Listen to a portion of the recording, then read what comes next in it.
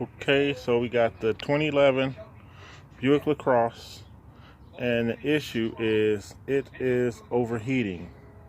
So before I do anything, the first thing I want to do is pressure test the radiator. This isn't my car. I'm actually working on it for my mom, and she says it's overheating.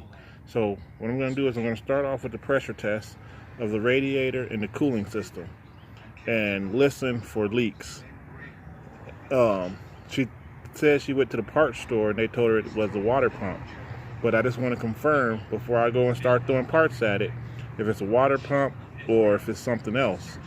So I'm going to pressure test the cooling system for leaks first off. Okay, so what I've determined so far is that the reservoir here has a leak in it, and it's just a constant drip. If you can see down there, just a constant drip. So in order to get that reservoir, I'm pulling the battery out.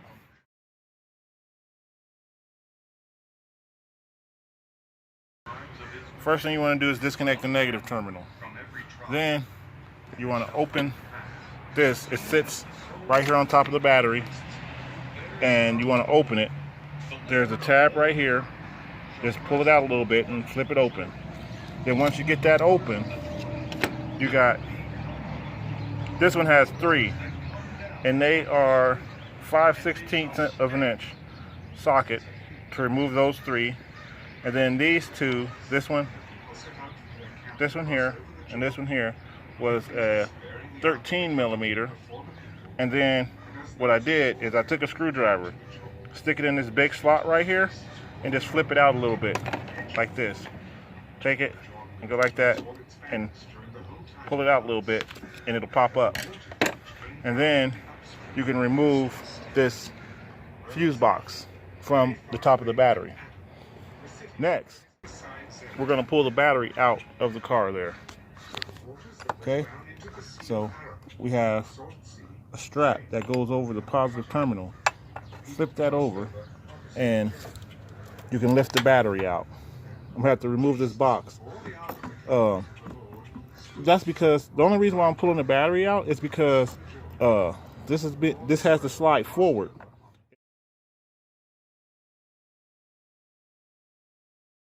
In order to come out, this coolant reservoir needs to slide forward, and with this battery and this case in the way, you can't get it. So I have to remove the battery, and before you can remove the battery, I forgot, right there, you have to remove that. I haven't figured out what size it is as of yet. Looks like it's about a 13. Yep, it's a 13. So we take this out, and then once I take that out, I should be able to remove the battery without a problem. So I'll do that, and I'll get back to you. Okay, so I got the reservoir off, and here is the problem. It's cracked. It's like, I'm gonna talk to my mom and find out if anything happened that could have caused that, or if it's just dry rotted. But nothing looks dented or anything around there, so I'm thinking it's probably just dry rot caused that to crack and leak. And so it's not holding coolant.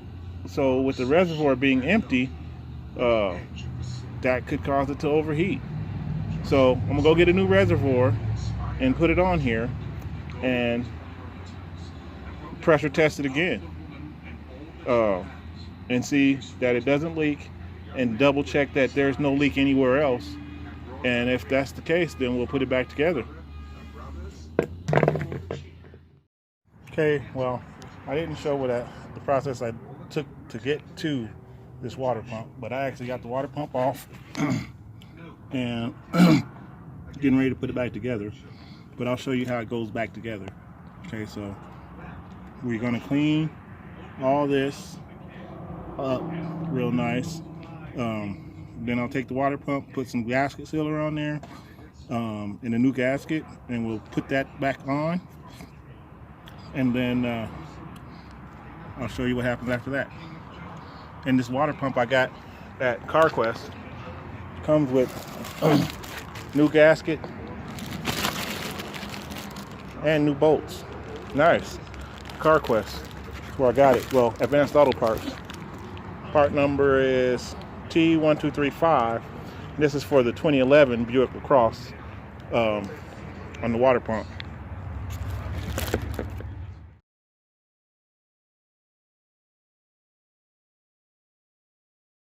Okay, so got the water pump on, and when I tighten it, I like to tighten it kind of in the same kind of sequence as I would if it was a tire. Go pretty much hand tight, and then go to where you start to feel a little bit of tension on all of them. Going crisscrossing each time, and pull them down evenly.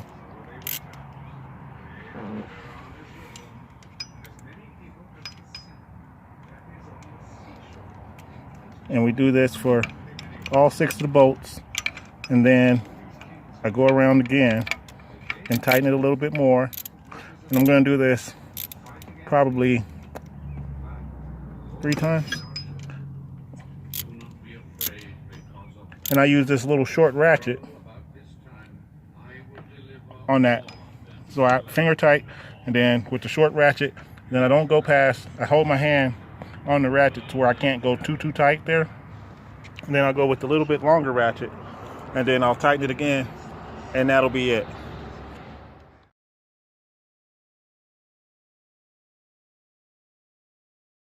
Okay, so now that I have the water pump on and tight, now I'll put the pulley on.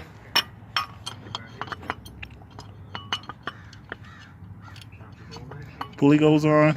There's 4 bolts that hold it in place, and I'll get it on and get those tightened up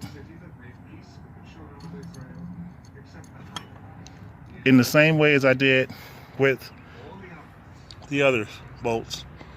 And I'll get those tight, hand tight, and then I'll use that short ratchet and tighten them up, and then I'll use the longer ratchet, and after I use that short ratchet and get it tight, I'll put the belt on to help hold it in place, and then I'll tighten it with the other one, the other ratchet. Okay, so on this, putting the belt on, I've never seen anything like this where you have to take part of the motor mount off, take the front motor mount off in order to change the belt, but that's how this is made.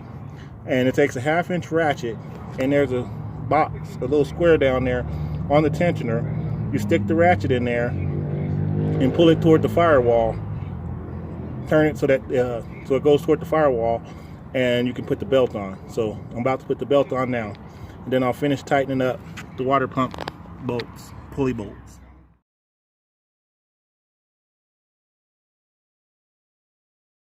Okay, so I got the belt back on and everything. So now we're getting ready to start with the motor mount. Okay, so take the motor mount. I keep the bolts.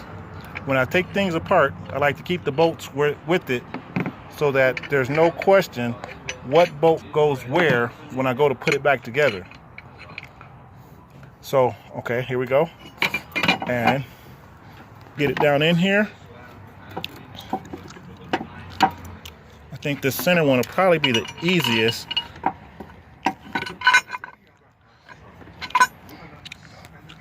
And get the motor mount on, and the water pump, everything on that water pump is 10 millimeter. This is an 18 millimeter. For this portion of the motor mount is an 18. So we're gonna put this on, put this back on, get it all tightened it back up, and then I'll come back. Okay, so now I got all 3 of those on and tight. Now for the next portion of the motor mount,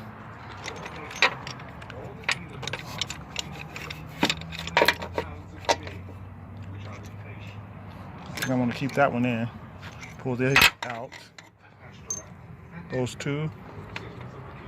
This one. And there is different lengths. See that? That short one goes out here, if you're wondering. It's the only one that's different for that. But these are also different from those. The longest ones go to the big portion of the motor mount. And then the medium ones, what the heck? One-handed. Come on. Work with me now. There we go. Thank you. Okay, so these three longer ones go here. And they are a 15 millimeter. Okay? And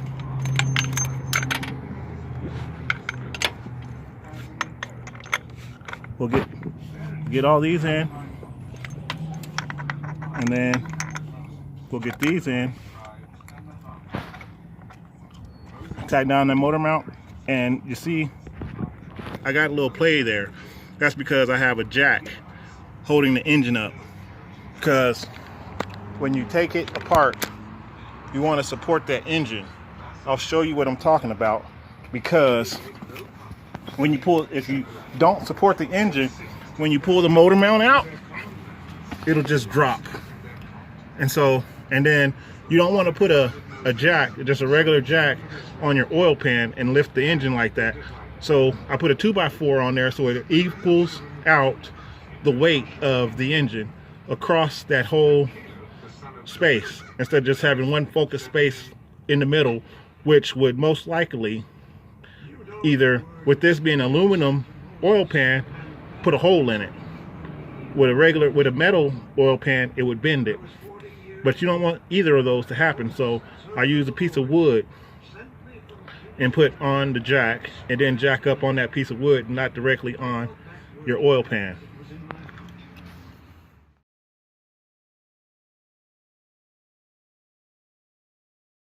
Okay, so I got these in. I let the engine down slowly and carefully, and so that I was able to make adjustments to this as I let it down, so that I can get that, so I can get this bolt in. Once I got this bolt in, it made these two a little bit easier to get in. And now I'm going to tighten up all of them. Don't tighten up anything until you get all 6 of the bolts in. If you don't have all 6 of the bolts in, you could end up fighting yourself trying to get them in if you tighten up these or if you tighten up those before you get all of them in.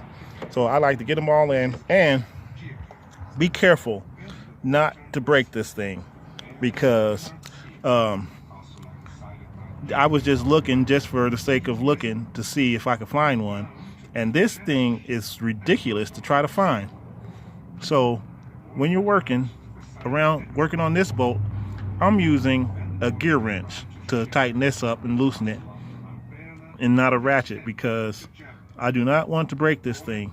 So being extra careful in using a gear wrench to tighten it, as I did to take it off. Touch it as little as possible. You know what I'm saying? If the less you touch it, the less chance you got of it leaking or breaking. Yep. So that's where we at for that. And I'll let you know when I finish. When I get these all tight, I'll call you back.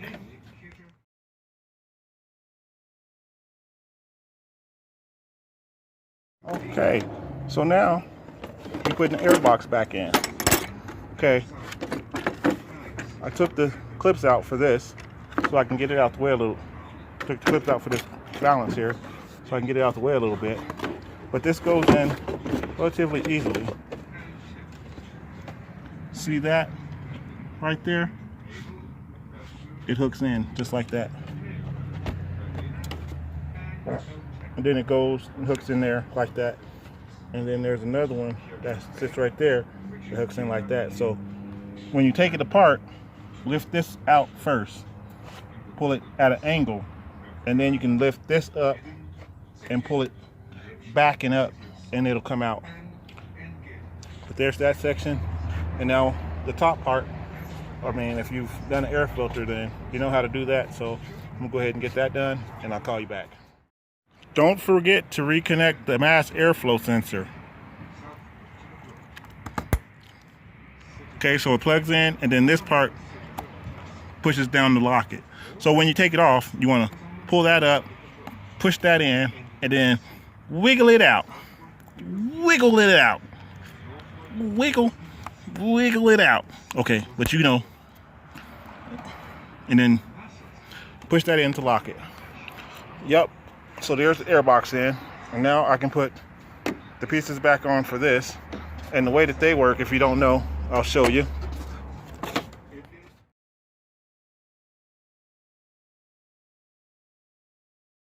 Ready yet? Okay, so for this, we have these, which are two-part. Push the first part in, lay them like that. And then this one, push the first part in like that. Then you have the second part that goes inside of it and locks it.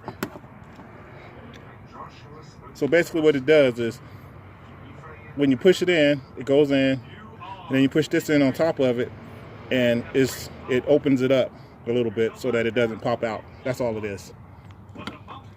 That one, bam, and then we'll lock it. And then one more over here. Oh, don't forget this up here. Oh, two more. Okay, so one up here, and it's just the one piece. These are just one piece locks, and so you just push it in, and it locks it. Same thing here. Just push it in, and there you go. That's done.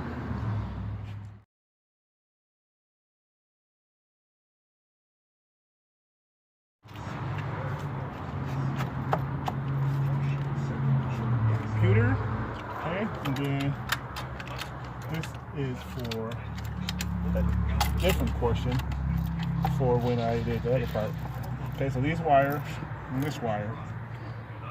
Okay, so you got the battery restraint goes there, and then you take this box here, and you see these two tabs lock onto the battery. And when you take it off, the way that I do it is I take my screwdriver here, stick it in like that, and just push it out like that, and it lifts up. Okay, so here we go, putting it back together.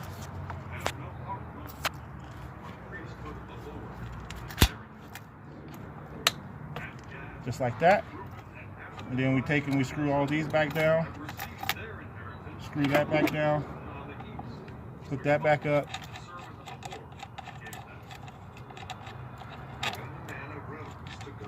and I'll call you back. Okay, so this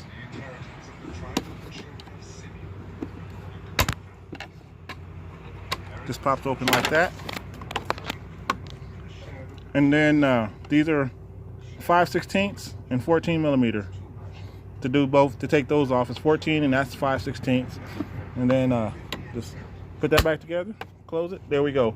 Now I just got to fill it up with coolant, and